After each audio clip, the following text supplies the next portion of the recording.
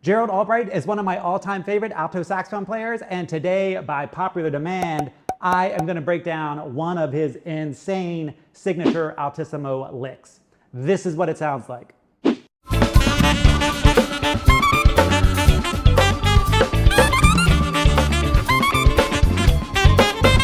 That lick is super cool and requires a whole bunch of chops. It is very, very, very tough. But don't worry, if you're an intermediate player, I will show you a version that you'll be able to use in your saxophone playing and solos also. If you are a regular viewer of my YouTube videos, then you can definitely tell that I am in a different place. I am spending some time this winter in Southeast Asia, and I'm currently in Koh Samui, which is an island in Thailand. Before we dive into the tutorial, I'd like to throw a big thank you out there to all of my subscribers and all of the people who have watched my videos over the years. I recently crossed the 50,000 subscriber mark, which is a huge accomplishment for me, and I really appreciate all of the support that my YouTube family has given me over the years. Thank you very much for continuing to watch my videos. So let's learn this crazy Gerald Albirght signature Altissimo lick. So he uses this lick a lot in his live performances. So I've heard it several times in the tune This Is a Man's World, which is a cover he does of the James Brown song. Each time he plays this lick, he does it a little bit differently. So that's pretty common when you have like your own signature lick. You're gonna kind of switch it around and add some stuff to it and just play it how you feel that day. The version I'm playing is from the Cannonball Band, where they cover Tower Power's Soul with a capital S. I'll put a link in the video description below so that you can hear his whole performance. There is a free PDF download of this lick. So again, that will be in the video description below if you want to learn this lick or follow along in this video. Let's break this lick down. It starts off with what I call a two-timbre jam. That means you are going to play the same note with two different fingerings to get two different sounds. I've done videos on this in the past. I'll put a link in the video description so that you can watch those videos if you want to dive a little bit deeper. But all you're going to do is play two different versions of this B. So you can see that it starts off with a regular B. You're going to finger your middle B.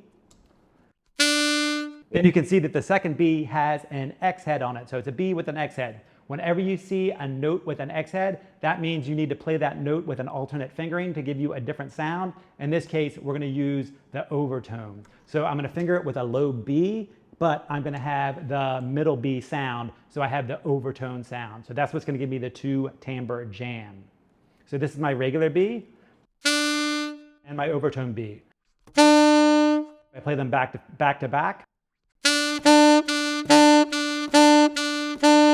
You can hear that that gives me two different sounds, and that is a concept that modern sax players use a lot, and it sounds really cool when you use it in the right concept, and this is the right concept. Take a listen to the first part of this lick at a slower tempo.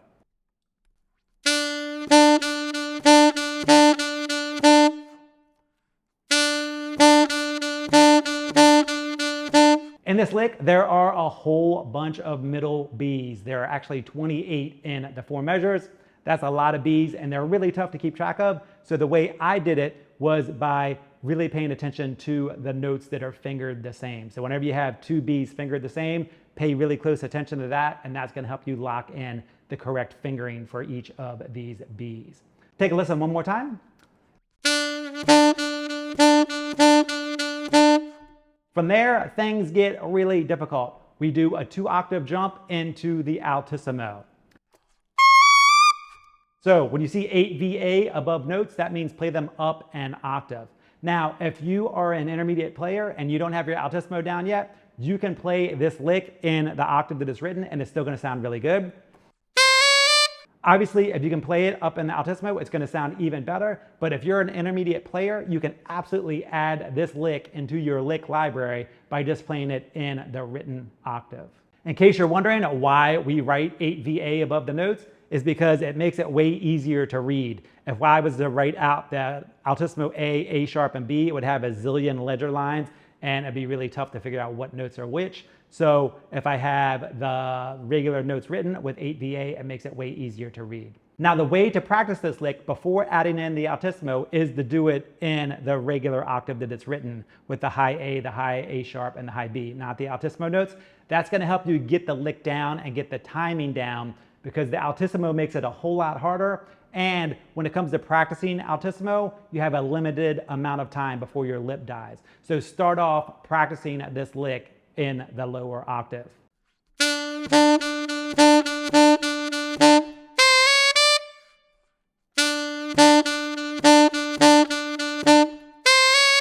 Then once you get it down and you're really comfortable, go ahead and add in the altissimo notes.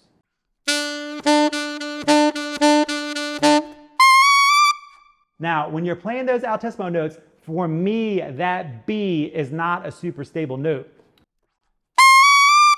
It wants to go up higher than a B for me. It wants to go up there. So I have to actually use my tongue and bring it down a little bit.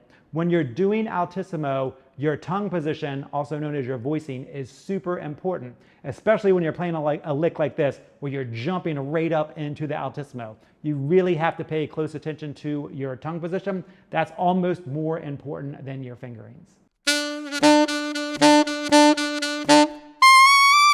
If this tutorial has inspired you to get your altissimo notes together, then I'd like to invite you to come check out the Scott Paddock Sax School. In the Sax School, I have an entire course dedicated to altissimo, ultimate altissimo. When you work your way through that course, you will learn all of your altissimo notes on either alto or tenor, and I will teach you how to use them functionally in a solo. So you're not just learning the fingerings and playing the note, you're actually learning how to get those notes to work for you when you are playing a solo.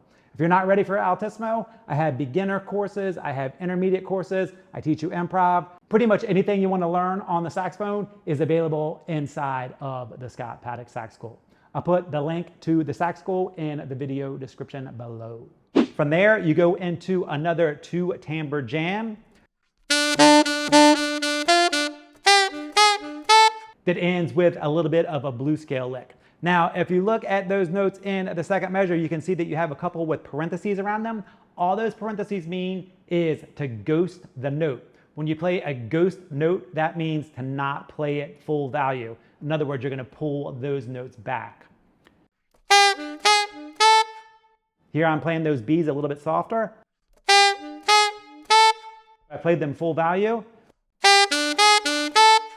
That doesn't sound nearly as cool. So we have X head notes, that means to play an alternate fingering. We have 8 VA, that means take it up an octave. And we have some parentheses around the notes, which means ghost the note. Take a listen from the beginning of the lick.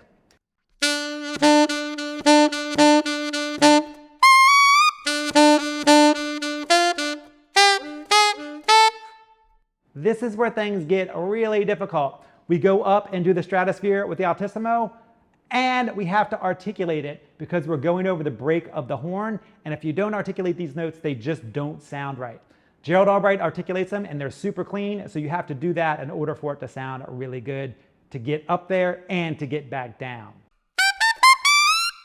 For the F sharp, I am playing my front F, C with the front F key, and this fingering, which is the B flat key. It's way easier to get to than the F sharp key. If you have F sharp or you have a modern saxophone, you have this F sharp key. For this lick, you're definitely going to want to use the side. It's going to be way easier to get to the A after that.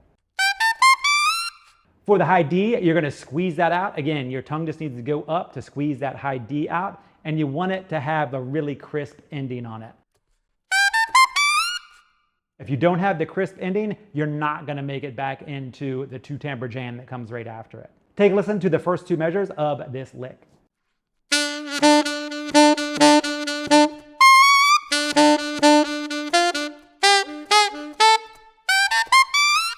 Now, again, if you're not comfortable with altissimo, you can take those notes down an octave.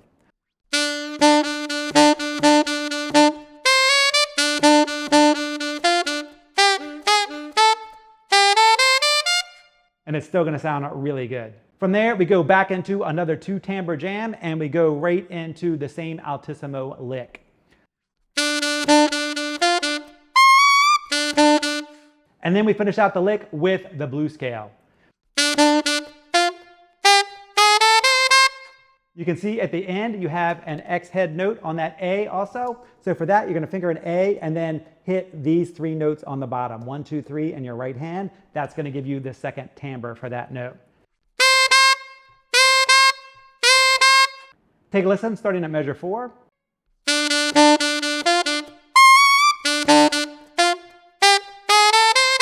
Once you get the lick down at a slower tempo, then you're going to gradually speed it up. And to do that, you might have to break it up into smaller sections, just like we did when I was teaching you the lick.